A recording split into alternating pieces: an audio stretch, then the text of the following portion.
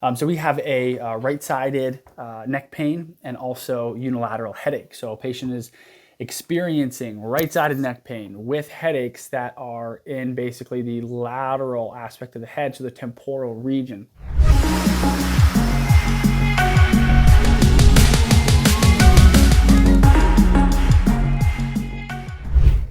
Our physical exam basically was indicative of facet syndrome. So patient was better with flexion, was worse with extension, which when we go into extension, we actually close off those facet joints.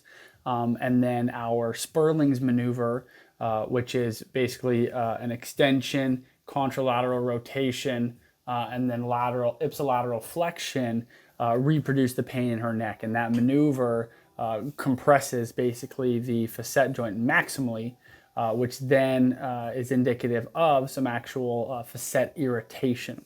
And so what we're going to do is under ultrasound guidance, we are going to inject into and around the facet joints. We're going to treat, so I'm assuming that hers is around C3. We always want to treat one above and one below minimum when we're treating the facet joints. So we'll treat C2, 3, 3, 4, 4, 5. When we're treating, I'm always making sure that I'm evaluating with the patient and getting feedback on pain, because if I do 2, 3, 3, 4, 4, 5, and 4, 5 is still painful, then I know that I need to come down to 5, 6, because the way that the innervation of the facet joints works is we want to make sure we're treating one above and one below the level of where we have pain. And so if we get down to 4, 5 and it's still painful to inject there and it recreates her pain, then we're going to inject 5, 6, and we'll continue down as far as we need to make sure we're treating the entire area. So that'll be done under ultrasound guidance. We're going to use PRP today. I'm going to concentrate our PRP to about 4 to 5x, and then also treat the capsule around the facet joint. And then we're going to we're going to swap. I said switch and swap at the same time. We're going to swap out and do platelet poor plasma into the multifidi muscles in the cervical region. We found clinically that that helps reduce some pain from the patient, and also seems to help with some mild muscle regeneration, especially if there's some basically some fatty displacement or replacement of the muscles, fatty infiltration. That's what I'm looking for.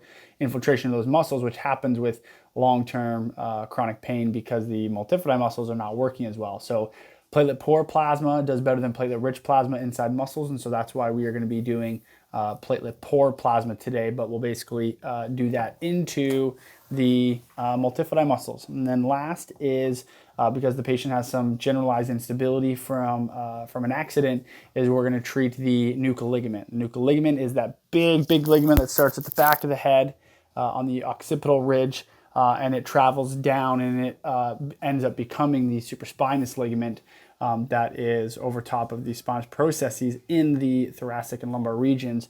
But we're going to treat that nuchal ligament in the cervical region, both the superficial and the deep portions, to help basically bring a little bit more stability to the cervical spine, reducing that instability so that long term we can reduce the potential progression of arthritis, because we know that anytime joints are damaged and there's increased motion in joints long term, we can have increased arthritis there. So that is going to be our approach for our second case of the day.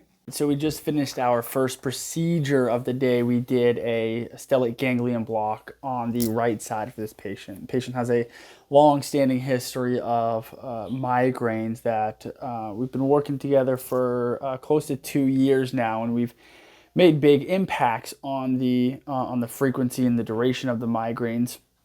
However, recently we've kind of hit a little plateau, and so we look to doing a stellate ganglion block to help with that. So basically under ultrasound guidance, we advance a needle on top of longus colli muscle, which is where the cervical sympathetic chain is going to lie.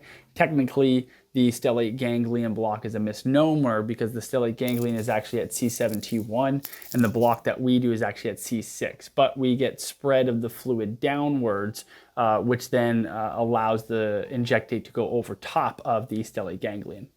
And so what we're doing with that is when we block the sympathetic chain anywhere in the body, you're basically going to have a reduction in sympathetic outflow. And so we can use this procedure for anxiety and PTSD because we're actually blocking the connection from the brain down to the adrenal glands, so we're not getting as much adrenaline dumping when we have traumatic triggers and things like that.